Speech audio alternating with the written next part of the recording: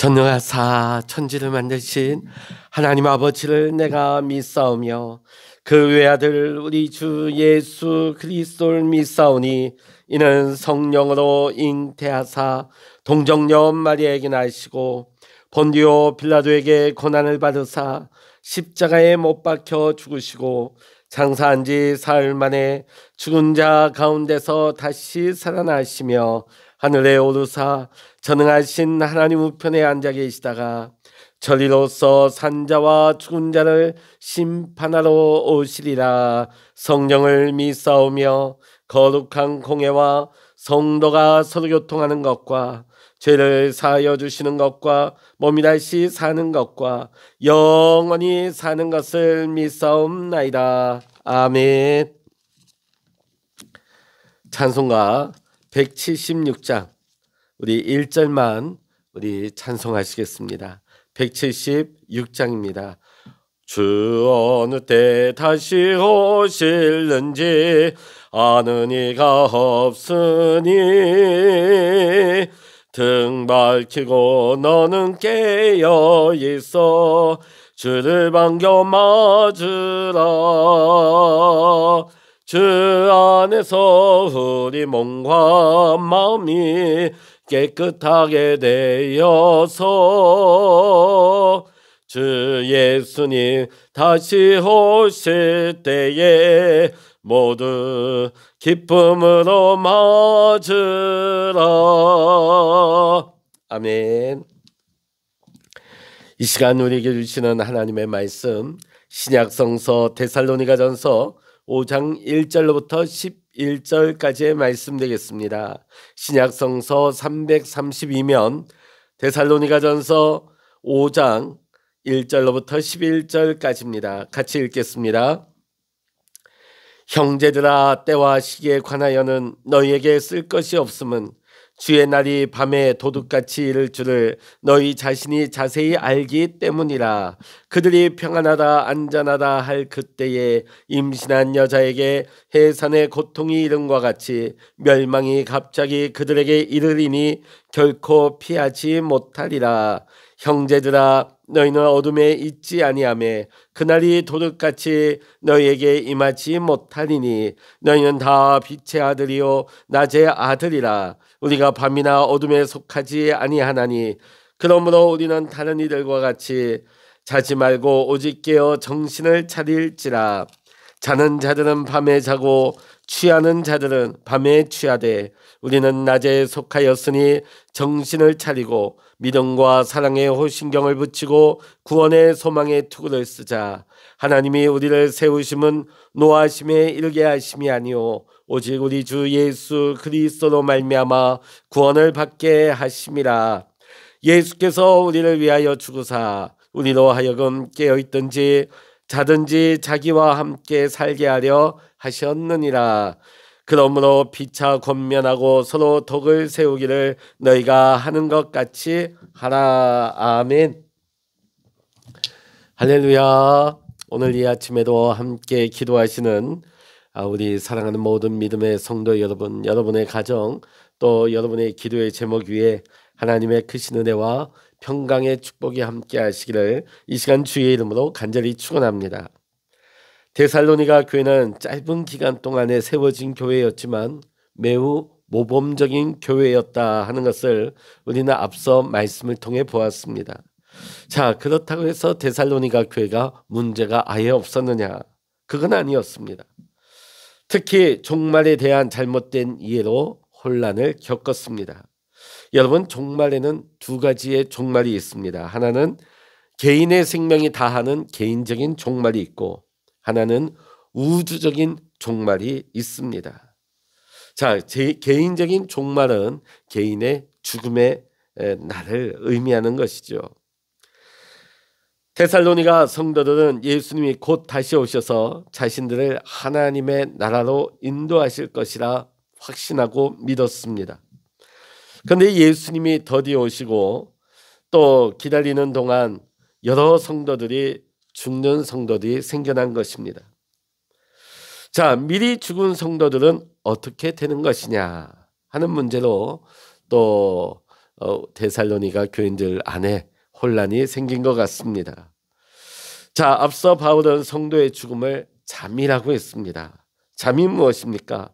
깨어나는 순간이 있는 것이죠.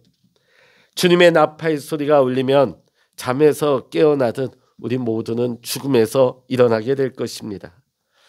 그러니 우리는 소망 없는 자 같이 슬퍼하지 말라고 앞서 4장의 후반절에서 우리는 보았습니다.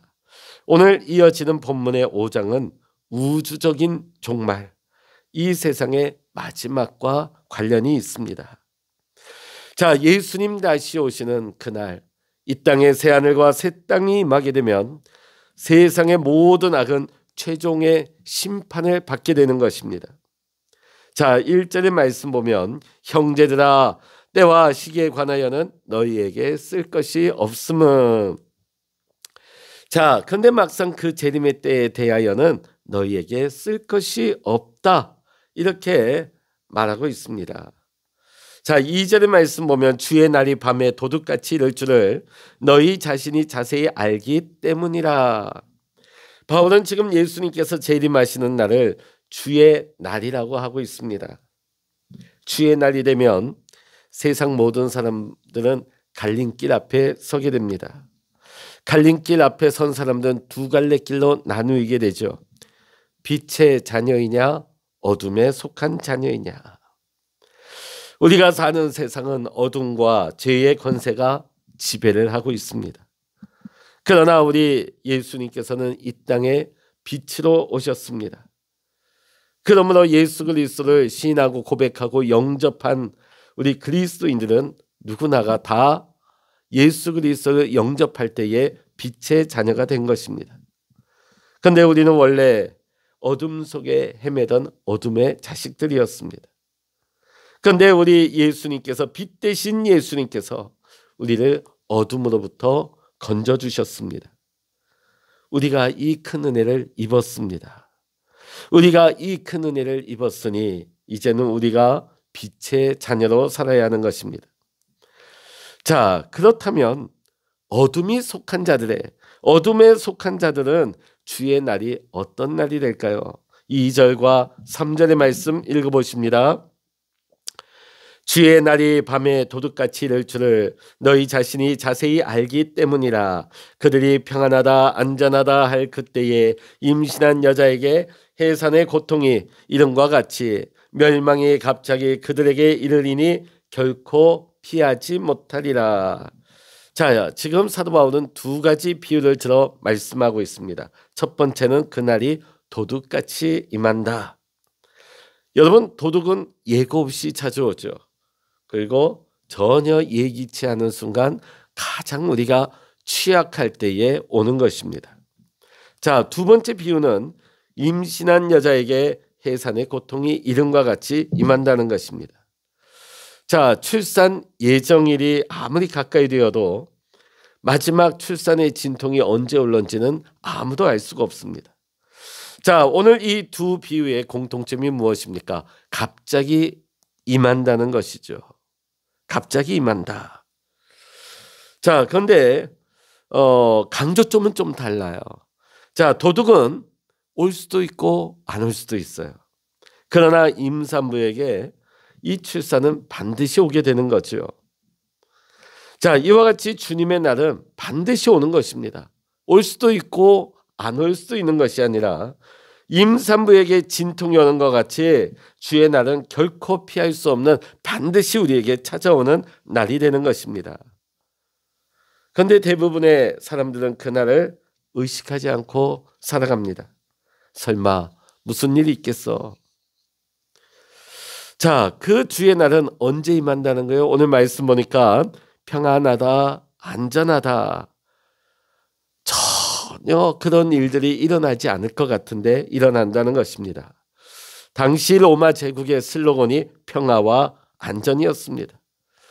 자, 세계 최강대국 로마가 세계를 아우르고 정복하다 보니까 로마의 통치 아래서는 평안이 있었습니다. 안전이 보장되었습니다.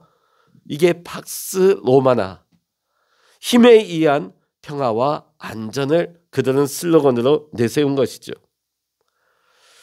자, 오늘 우리 사는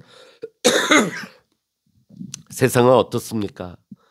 인간의 편리를 위해서 자율주행 자동차가 여기저기서 나타나고 있습니다. 그리고 AI가 등장하는 AI 시대가 도래하고 있습니다. 자, 그런데 이 세상은 평화와 안전이 임하는 것이 아니라 더 큰 위험이 이 세상 곳곳에 나타나는 것을 보게 되어집니다. 아무리 사람들이 평안하다, 안전하다 외친다 할지라도 우리가 거기에 속아 넘어가선 안 되는 거예요. 자, 그런데 우리가 어두운 세상 죄악 가운데 살기 때문에 분별이 되지 않습니다. 지금이 어느 때인지. 그러다 보니까 빛의 자녀들이 이 세상이 영원할 것처럼 이 세상에서 잘 먹고 잘 살고 누리며 사는 것에 거기에만 가치를 두고 거기에 마음을 뺏기며 살아가는 것입니다. 어둠에 속한 자들은 그럴 수 있어요. 그런데 문제는 빛의 자녀들이 어둠에 속한 자들과 똑같이 주님의 날에 대한 아무런 준비도 없이 종말을 맞는 일이 언제 올는지 알 수 없지만 깨어 준비하지 않는 것입니다. 사랑하는 성도 여러분, 오늘 우리 마지막 이 주의 날이 오늘 밤일런지 혹 내일일런지 우리는 아무도 알 수 없습니다. 그러나 늘 깨어 있어서 준비하면서 주님의 날을 맞이할 수 있는 우리 성도 여러분 다 되시기를 주의 이름으로 간절히 축원합니다. 우리 빛의 자녀들은 종말을 어둠에 속한 자들처럼 무지와 무관심으로 맞이해서는 안 되는 것입니다. 그렇다고 해서 시한부 종말론자처럼 그날과 그때와 그 시간이 언제냐 너무나 거기에 집착해서도 안 되는 것이에요. 어둠에 속한 자에게는 그날이 갑자기 오는 것이지만 빛의 자녀에게는 그날이 갑자기 오는 게 아니에요. 늘 빛 가운데 깨어 있기 때문입니다. 자, 그런데 빛의 자녀인데도 어둠에 속한 자로 살아가게 된다면 어떻습니까? 갑자기 맞이하게 되는 거죠. 자, 오늘 6절 말씀 보십시오. 그러므로 우리는 다른 이들과 같이 자지 말고 오직 깨어 정신을 차릴지라. 아멘. 이 세상은 어둠의 문화가 덮고 있습니다. 그렇기 때문에 우리가 늘 깨어 정신 차리지 아니하면 금방 우리는 깊은 잠에 취할 수밖에 없습니다. 우리는 날마다 말씀에 귀를 열고 그리스도를 내 마음 중심에 모시고 늘 깨어있는 성도의 삶을 살아야 할 줄로 믿습니다. 우리는 지금 흑암의 권세가 지배하고 있는 이 땅에서 빛의 자녀로 살아가고 있습니다. 그러다 보니까 이 빛과 어둠은 부딪힐 수밖에 없습니다. 이것이 영적 전쟁입니다. 이미 예수님께서는 십자가상에서 최후 승리를 거두셨습니다. 그러나 우리는 현재 우리의 삶에서도 예수 그리스도의 승리가 나의 삶이 될 수 있도록 날마다 승리의 삶을 맛보며 살아야 하는 것입니다. 우리가 전쟁에 있어서나 또 운동에 있어서도 우리가 이기려면 두 가지가 필요합니다. 하나는 정신력입니다. 아무리 가벼운 상대를 할지라도 정신력이 무너지면 힘도 못 쓰고 무너지고 마는 것입니다. 그래서 깨어 정신을 차리라. 정신무장을 하라는 것이죠. 또 승리를 위해 필요한 것은 무기입니다. 아무리 정신은 무장했다 할지라도 싸울 수 있는 무기가 보잘것없다면 그 싸움에서 이길 수 없기 때문입니다. 바울은 정신무장과 함께 영적인 무기로 무장할 것을 오늘 8절에서 권면하고 있습니다. 우리는 낮에 속하였으니 정신을 차리고 믿음과 사랑에 호신경을 붙이고 구원의 소망의 투구를 쓰자. 자, 바울은 에베소서 6장에서 하나님의 전신갑주를 취하라고 말씀했습니다.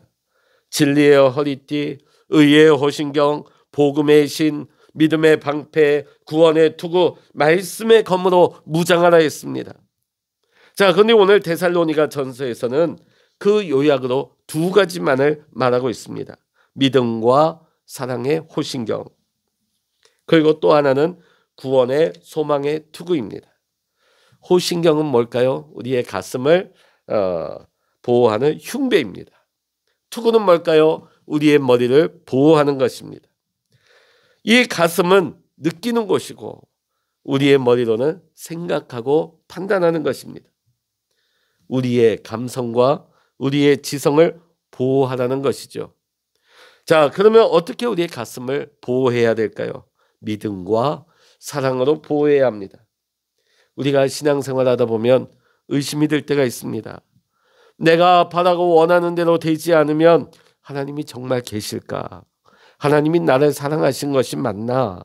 의심이 생기고 이것이 불신으로 나아가게 되는 것입니다. 그러나 우리는 이러한 때일수록 더 주님 앞으로 나가야 합니다. 비록 내가 다 이해할 수 없다 할지라도 신실하신 하나님을 생각하고 합력하여 선을 이루시는 하나님을 찬양해야 될 줄로 믿습니다. 결코 이 불신이 우리의 마음에 뿌리 내리지 않도록 우리가 믿음에 굳게 서서 우리의 가슴을 보호해야 하는 것입니다. 자, 그러면 우리의 머리는 어떻게 보호할까요? 구원의 소망을 생각해야 합니다. 세상에 소망을 두지 않고 빛의 자녀로서 하늘의 소망을 둔 자로 무엇을 하면 내가 살아야 할 것인지 생각하고 판단해야 하는 것입니다. 에베소서 5장 8절로부터 9절의 말씀 보면 너희가 전에는 어둠이더니 이제는 주 안에서 빛이라 빛의 자녀들처럼 행하라. 빛의 열매는 모든 착함과 의로움과 진실함에 있느니라. 여러분, 우리가 빛의 자녀로 살게 되면 반드시 빛의 열매를 맺게 되어집니다. 그 빛의 열매는 착함과 의로움과 진실함에 있다고 말씀하고 있습니다. 무엇이 선인지, 무엇이 의인지, 무엇이 진실인지 우리는 날마다 생각하고 판단하고 분별해야 되는 것입니다. 그리고 뜨거운 마음을 가지고 순종하며 믿음으로 사는 것이 우리의 영적 무기입니다. 우리가 마지막 주님의 날 종말의 때에 정신을 차리고 집중해야 할 일이 바로 이것입니다. 우리의 가슴과 우리의 생각 지키는 것. 11절 말씀 읽어봅니다. 그러므로 피차 권면하고 서로 덕을 세우기를 너희가 하는 것 같이 하라. 우리가 종말의 때를 살아가는 빛의 자녀로서 우리가 승리의 삶을 살기 위해서는 혼자 힘으로는 감당하기가 어렵습니다. 그러므로 우리는 데살로니가 교인들처럼 서로 교회 안에서 권면하고 서로 본이 되어지고 함께 믿음의 길을 함께 나아가는 것입니다. 우리 빛의 자녀들에게는 주님의 날 종말이 언제 임해도 상관이 없습니다.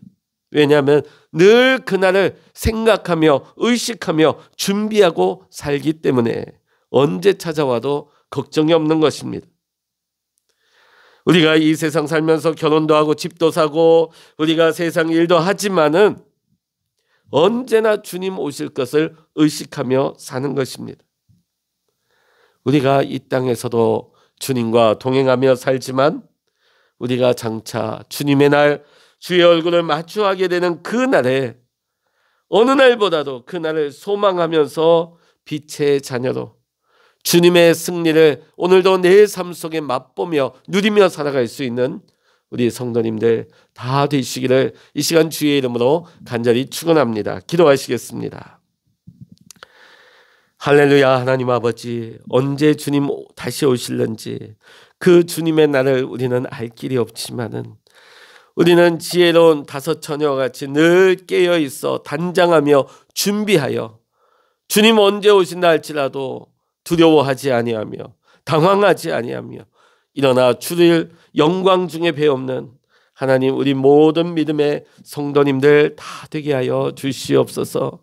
하나님 아버지, 언제 그날이 올는지 알 수 없습니다.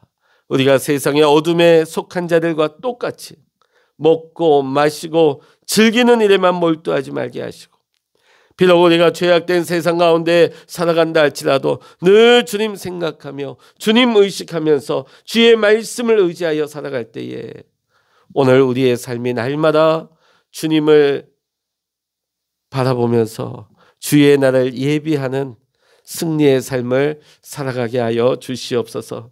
오늘도 우리와 함께 하시는 주님을 찬양하며 예수 그리스도 이름으로 간절히 기도하옵나이다. 아멘. 찬양하라 내 영혼아, 찬양하라 내 영혼아, 내 속에 있는 것들아 다 찬양하라. 기도하라 내 영혼아, 기도하라 내 영혼아, 내 속에 있는 것들아 다 기도하라. 주여 일창을 합심하여 기도하십니다. 주여